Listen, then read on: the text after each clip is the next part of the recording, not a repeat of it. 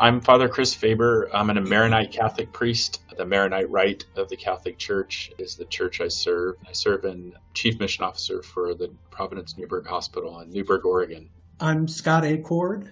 I work for the Institute for Human Caring, and I'm here with my colleague, Father Christopher. I'd love for you to maybe talk a little bit about Christmas and what it means to you. I have to kind of unpack for myself. There are things that I learned from my grandparents and my mom who were raised in the Roman Church, which are very similar to what most people understand as Christmas. There's a period of preparation, which we called Advent. I remembered that around the candles and the colors of the candles. So there's an Advent wreath, purple candles, and one kind of pinkish candle. It changed in the Maronite Rite. Instead of being called the season of Advent, it's called the season of announcement. The season of announcement are taken primarily from Luke's gospel. In a way, the whole season of preparation is God using people in his plan. The season of Advent in the Roman Catholic Church is quite beautiful and full of meaning. It didn't come to me as a young person.